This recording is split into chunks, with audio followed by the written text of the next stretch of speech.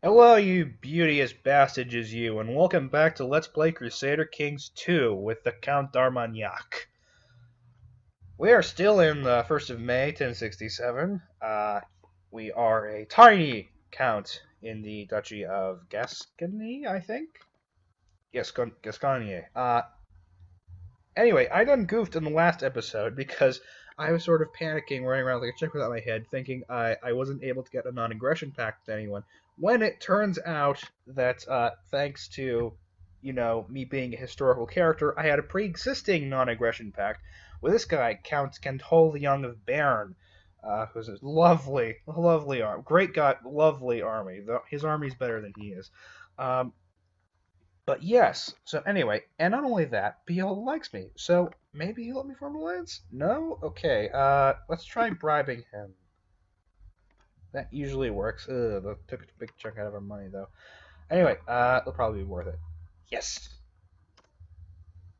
The way alliances work now is that if you have non-aggression pact, I believe you can call someone into a war, but they can refuse. But if you are in alliance with them, they have to join the fight with you, and you as the player have the choice to like just sit there and not lose any of your men, but the AI usually sends their men to you. So that is quite a advantageous situation to be in. I can't totally accept your proposal for an alliance. Fucking A, man. Fucking A. Anyway, we need to talk game plan. Uh, what's usually wise to do in hello, autosave. Okay, there we go. We are a vassal of the Duke of Aquitaine. And also the Duke of Gascony. How fucking... What? Okay, this could be a little harder than I thought. So he's both the Duke of Aquitaine, oh Jesus Christ, and the Duke of Gascony.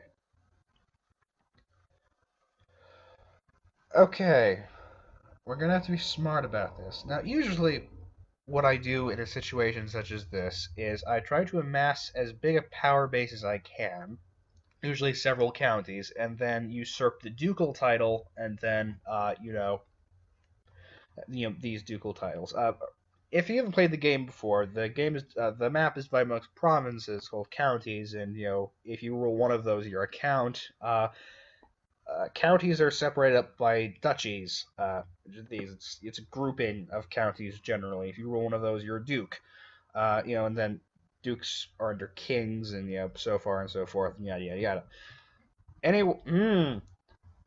Regardless, moving forward and so forth. We need to think of someone to bully. So not us, not our ally. So it's gonna have to be either Dax or Marsan. Now you're old, and you have a very young son. It'd be very good for us if you died soon, because your son is a worse soldier than you are. Probably have a smaller army. And the other option is Marsan. Yeah, they both have pretty big armies. Agen, or whatever the fuck. Ooh! You could be fun to pick on. Prince Bishopric of Agen.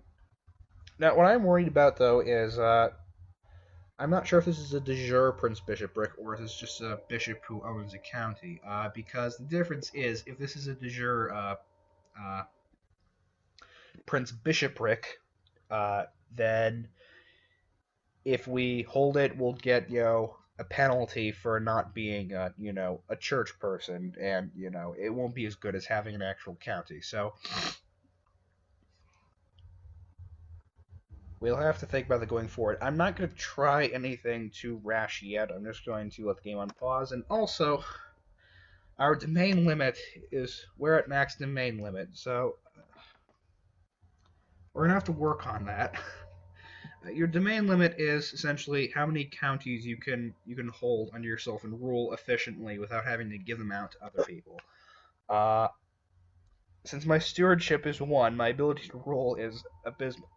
Just so you know, when you're playing the ruler designer, like the default for everything is 5, and then you look at counselors, and They can get like really high up into the double digits. So 1 and 0 in these two scales is really, really bad. Uh, anyway, I'm allowing myself that one. Not, no more. No more anyways. Uh, so I'm just gonna have to sit tight until I can think of something. Okay, got you doing that. You train troops. Okay, he's collecting taxes. Oh, here we go. Marshal Beaumont has told me about his ideas. Oh, I told you he was quick-witted. I like this guy. He's an ideas guy. I couldn't really understand what he was talking about, but he was adamant in his belief that this would improve the military. Adopt the marshal's ideas. We'll use 2 gold. Armagnac gets your marshal ideas. Improve the capital until 25th June 1072. Giving the following effects: military technology spread rate. I never actually understood what technology spread rate did, but I guess it's a good thing. It's cheap. Yeah,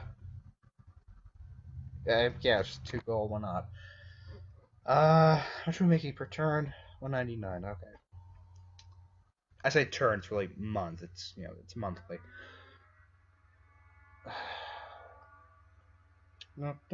Okay. Prestige. Okay, I should probably explain the currencies.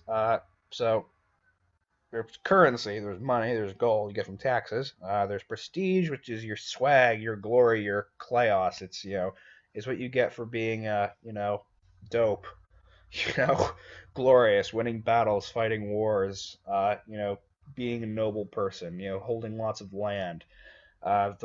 These are a few of my favorite things. They also what gave you prestige. And then piety is a little more nebulous. It's, as far as I can tell, basically how much the church likes you, also how much of a good person you are. The way I think of it is like if the glory is what passes on your legacy based on your deeds, the piety is like how well you're reflected. If that makes any sense. Then the domain limit, which I already know. God damn it. Anyway, I keep drifting back into it. Then there's realm size, which really only matters if you're trying to form empires or something like that. And then there's the score. Now, your score, all right, there is technically a winning this game. It's getting as high score as possible. Uh, and when you die, your prestige and piety get added up to your score, right? And then that happens every generation all the way down the way, and eventually your score will be compared to the made-up scores of other actual dynasties, and it's like civilization basically. Anyway, god damn it, I keep saying it. I'm never gonna not say it. Um, okay, can I Gavelkind? We're gonna have to change that soon. Seniority or elective monarchy is usually pretty good. Primogeniture is ideal, but that comes with having really, really high crown authority. If you know what crown authority is, it's really good if you're the crown. It's really bad if you're not the crown, because really high crown authority means, vassals can't go to war with each other, which kind of throws a wrench in our plans. And then, oh, lovely auto saving. Anyway, if you didn't hear that, I was hitting myself. It also means that it's harder to have landings in multiple kingdoms, which I often like to do, and it's just easier for the king to handle his vassals. Uh, but one of the upsides of high crown authority is it lets you have primogeniture, which basically says all the land goes to the eldest son and only the eldest son, or the eldest child if it's cognatic succession. They're different laws, but okay. Here we go. History is a subject that always fascinated you, and you have spent the last few weeks studying the campaigns of Alexander the Great. There are many lessons to be learned from his conquests in the East. In the East. Oh, okay, this is because I'm trying to improve my martial. Okay, let's start. Perhaps I too will march east someday. Oh. I shall seduce eyes of women. My beloved half-brother Arnott Bernat is concerned that he is still not married. Ooh. Okay, I'll find him someone nice. I wonder if we can get another alliance going. Provence. Ooh, Duke of Provence. I don't think we can use him yet, but this would be good to have for down the line. Okay.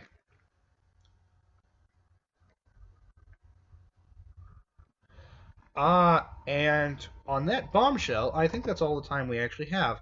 Thank you for watching. If you liked, please like. If you want to see more, please consider subscribing. Leave a comment under the video. And, oh, good, he said yes. I figured he would. Anyway, goodbye, dear viewers.